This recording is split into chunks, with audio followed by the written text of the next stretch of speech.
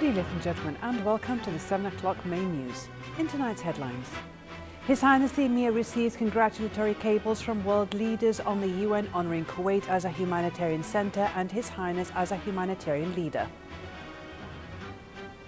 His Highness the Amir congratulates Kuwaiti skeet shooter Abdullah Turki on winning the gold medal in South Korea's 17th ASEAN competitions.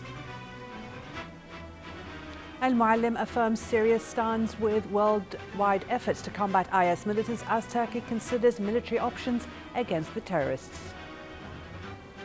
And Palestinians show support to the UN proposal of President Abbas as he accuses Israel of conducting genocide.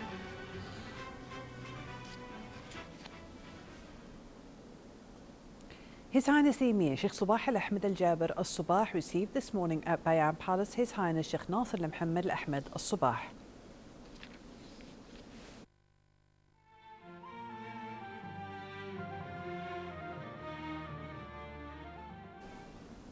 His Highness the Emir Sheikh Sabah Al-Ahmed Al-Jaber Al-Sabah received this morning at Bayan Palace the Chairman of the Kuwait Banking Association and Chairman of Kuwait Finance House Hamad Abdel Mohsen Al-Marzouk and board members of the association who expressed congratulations to His Highness the Emir for being honoured by the United Nations as a leader of humanity and the State of Kuwait as a centre of humanity. The officials presented His Highness the Emir with a report about the social role of Kuwaiti banks. The meeting was attended by the Deputy Minister of Emiri Diwan Affairs, Sheikh Ali Jarrah Al-Sabah.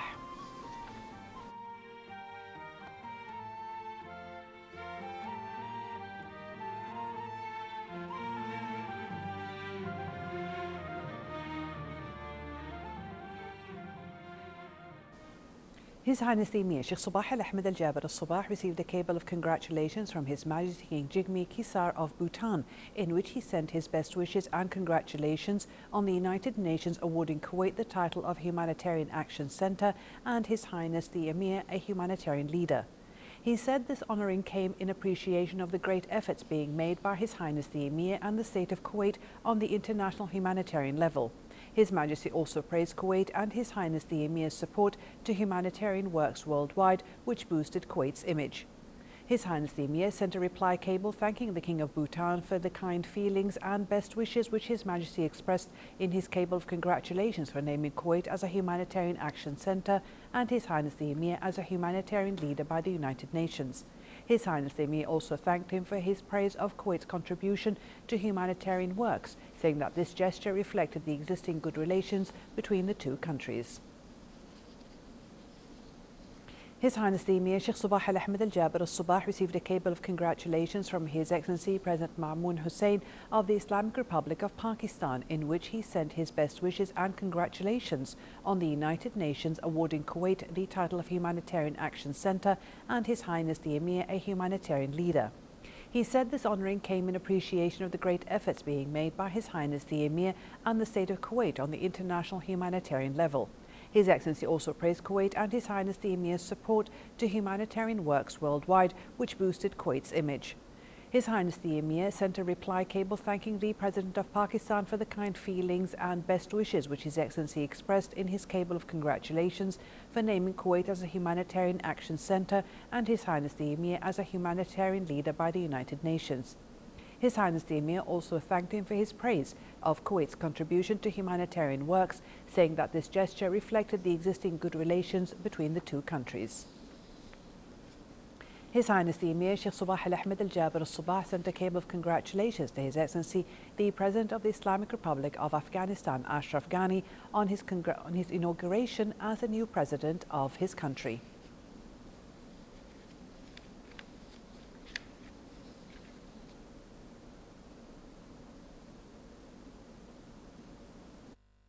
His Highness the Crown Prince Sheikh Nawaf Al-Ahmed Al-Jaber Al-Sabah also sent a cable of congratulations to His Excellency the President of the Islamic Republic of Afghanistan, Ashraf Ghani, on his inauguration as the new President of his country. His Highness Sheikh Jabir Al-Mubarak Al-Hamad Al-Sabah, the Prime Minister, also sent a similar cable of congratulations.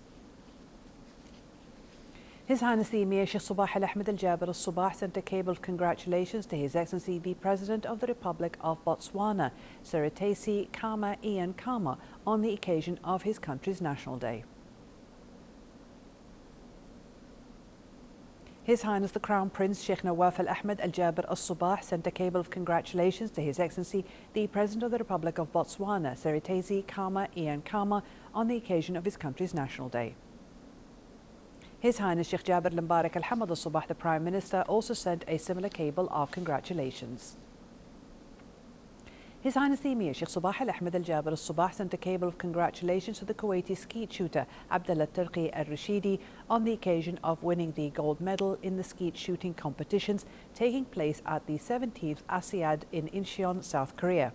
His Highness praised the dedication and efforts of the Kuwaiti skeet shooter, which were crowned by the coveted gold medal awarded to him. His Highness the Crown Prince Sheikh Nawaf Al Ahmed Al Jaber Al Subah sent a cable of congratulations to the Kuwaiti skeet shooter Abdullah Turki Al Rashidi on the occasion of winning the gold medal in the skeet shooting competitions taking place at the 17th ASEAD in Incheon, South Korea.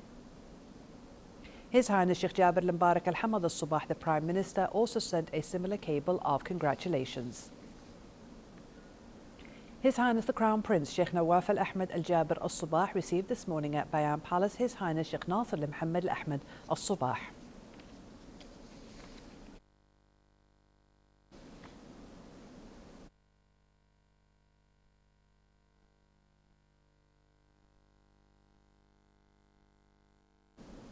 In a statement to the United Nations that appeared to give tacit approval of US and Arab airstrikes on Syria targeting the militants, Syria's Foreign Minister Walid al-Muallim said that his country stands with a worldwide effort to combat the Islamic State militants. Meanwhile, Turkey sent busloads of troops to its border with Syria and considered military options as an IS onslaught against Syrian Kurds drew Turkey deeper into its neighbours' fighting. More details in the following report by Nadia Ali. Turkish tanks and armored vehicles took up positions on hills overlooking the besieged Syrian border town of Kobani as shelling by the IS insurgents intensified and stray fire hit Turkish soil. At least 30 tanks and armored vehicles, some with their guns pointed towards Syrian territory, were positioned near a Turkish military base just northwest of Kobani. An official inside the besieged town said that the IS continued to bombard it from the east, west, and south, and that the militants were 10 kilometers from the outskirts. Idris Nassan, Deputy Foreign Minister in the Kobani canton, said, since early this morning, there have been bomb shellings into Kobani and maybe about 20 rockets. Rami Abdulrahman, who runs the British-based Syrian Observatory for Human Rights, which monitors Syria's civil war, said at least 15 mortar rounds had landed on Kobani, killing at least one person. He said the IS fighters had advanced to within 5 kilometers of the town. At least 2 shells hit Turkish territory yesterday. The Turkish military said earlier it had fired back last Sunday after 2 mortar bombs crossed the border. IS insurgents launched their assault on Kobani, a predominantly Kurdish town, also known as Ain al-Arab, more than a week ago, besieging it from 3 sides and sending more than 150,000 Kurds fleeing into Turkey. Meanwhile, Syria's foreign minister said that his government is satisfied with the U.S.-led bombing campaign against the IS group, which has aligned Damascus with Western and Arab opponents in fighting the same enemy. In an interview, Walid al-Muallim said that Syria heard from the United States just 24 hours before it launched its initial attack last week. He said the U.S. does not inform Syria of every strike before it happens, but he said it was okay. Al-Muallim spoke as U.S.-led coalition airstrikes targeted towns in northern and eastern Syria controlled by the IS group, including one strike that Syrian activists said hit a grain silo and reportedly killed 3 civilians. Al-Muallim said he believes that the moderate, Free Syrian Army is no longer a factor in the country. This Free Syrian Army not exist anymore. Part of it went to ISIS, part of it returned back to the Syrian army.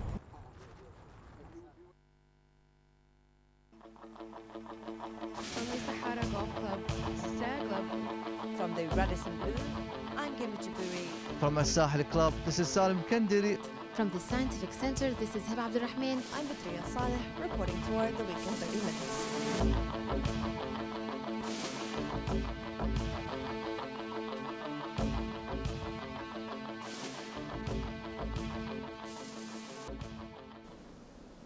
The Popular Front for the Liberation of Palestine in Gaza said it strongly supports President Mahmoud Abbas's decision to submit a resolution to the UN Security Council to end the Israeli occupation.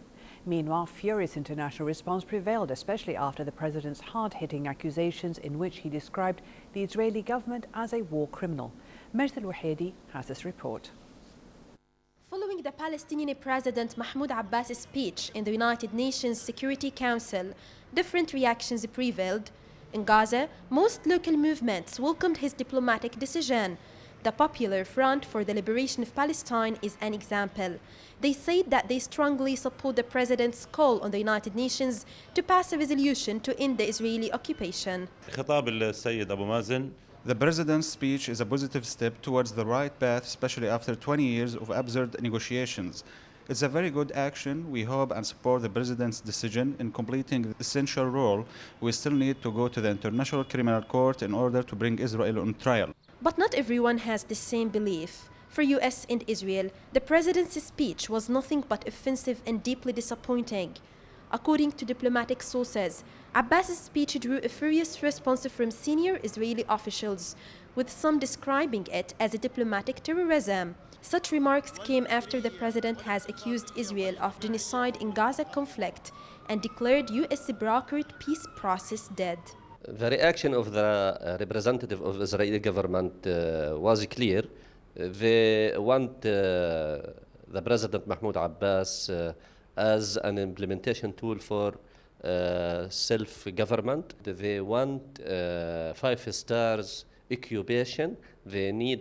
They want to continue their occupation, their control, the Palestinian land. They want to continue confiscating land and implementing facts on the ground, especially by settlements and by apartheid wall and by the siege imposed against Gaza. 2 months of a bloody war between Israel and Gaza has ended, but a diplomatic war is set to escalate instead.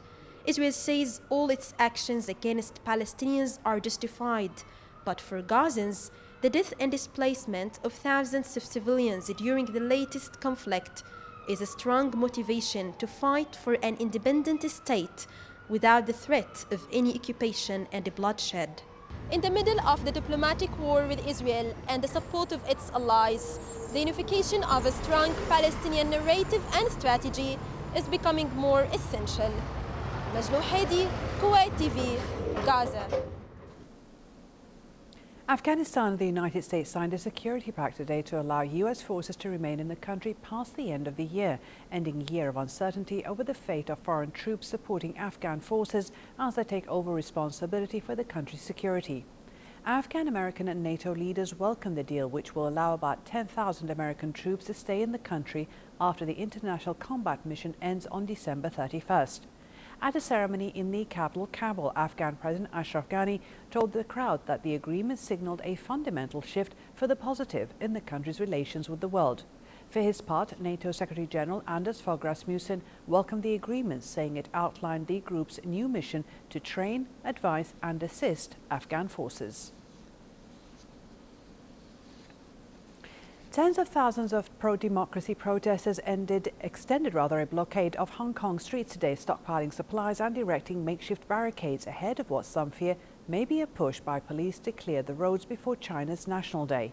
On the eve of the anniversary of the Communist Party's foundation of the People's Republic of China in 1949, crowds poured into central districts of the Asian financial hub, near where National Day festivities are scheduled to take place. The protesters, mostly students, are demanding full democracy and have called on Hong Kong leader Leung Chun-ying to step down after Beijing ruled a month ago that it would vet candidates wishing to run for Hong Kong's leadership in 2017. Student leaders have given an ultimatum to come out and address the protesters before midnight, threatening to escalate action in the next few days to occupy more government facilities, buildings and public roads if he fails to do so. While Leung has said that Beijing would not back down in the face of protests it has branded illegal, he also said that Hong Kong police would be able to maintain security without help from the mainland's People's Liberation Army troops. And moving to local financial news, the three main indices of the Kuwait Stock Exchange continued their swaying performance by the end of today's trading session, with the price index gaining about 12 points to settle at 7,621 points. On the other hand, the KSX 15 index lost 1 point and reached 1,203 points. The share of the Palms Agro Production Company was the top gainer of the day, while that of the Kuwait National Cinema Company suffered the biggest loss by the end of the session. The National Council for Culture, Arts and Letters recently inaugurated the first specialised exhibition for young artist Amani El-Mayas. The event is part of the Council's patronising of Kuwaiti talents in different arenas. Hibda Abdurrahman was at the Abdulaziz Hussein Cultural Centre and prepared this report. The talented young artist Amani El-Mayas earned the visitors' impression while touring her first artistic exhibition that took place at Abdulaziz Hussein Cultural Centre in Mishrif area. The visitors enjoyed the exhibition that was full of paintings from the formative arts narrating the old Kuwaiti environment, whether the land or the marine, in addition to some paintings describing the old Kuwaiti traditional customs. The Assistant Secretary General for Culture at the National Council for Culture, Arts and Letters, Dr. Badr Douish, praised the level of paintings by the artist Amani El-Mayas, describing them as inimitable talent. He added that this exhibition is one of many important events sponsored by the National Council for Culture, Arts and Letters to support such energies and honor them to become a role model for their generation.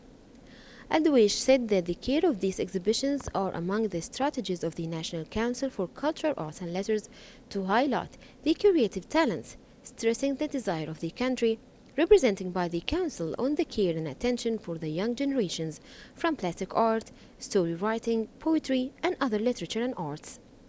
He explained that the cultural events reflect the civilized face of Kuwait and expressed his happiness that the opening of the exhibition, which was able to exist through beautiful paintings made by a talented girl to please the audience, who encouraged her to continue her efforts in this area. For her part, Amani El-Mayas expressed her thanks to the National Council for Culture, Arts and Letters and patronizing her first personal exhibition, saying that the encouragement of her grandmother and the council helped in developing the technical level. She added that the participation in a number of sessions and exhibitions contributed to refine her talent, including the 4th Summer Cultural Festival, the 5th Young Formative Arts Festival, a course in painting with the artist Saoud Al-Jaraj, and the exhibition of Khalifa Al-Qattan for children and teenagers for the formative arts. The cart exhibition includes 20 paintings which were made of colors and painted wood, inspired by ideas of Kuwaiti heritage, past, and Kuwaiti environment. And that's what we were talking about several times before. Supporting, encouraging and patronizing the Kuwaiti talents create what we can see right now, a specialized exhibition for the promising artist Amani El-Mayas. From Abdulaziz Hussein Cultural Center in Mishrif area, this is Hibda Abdurrahman reporting for English News. For a chance to see our reports again, please visit our YouTube channel at MOI Kuwait News. And to recap tonight's news, here are the headlines once again. His Highness the Amir receives congratulatory cables from world leaders on the UN honouring Kuwait as a humanitarian centre and His Highness as a humanitarian leader. His Highness the Amir congratulates Kuwaiti skeet shooter Abdullah Turki on winning the gold medal in South Korea's 17th ASEAD competitions. Al-Muallim affirms Syria stands with a worldwide effort to combat IS militants as Turkey considers military options against the terrorists. And Palestinians show support to the UN proposal of President Abbas as he accuses Israel of conducting genocide. Thank you for joining us.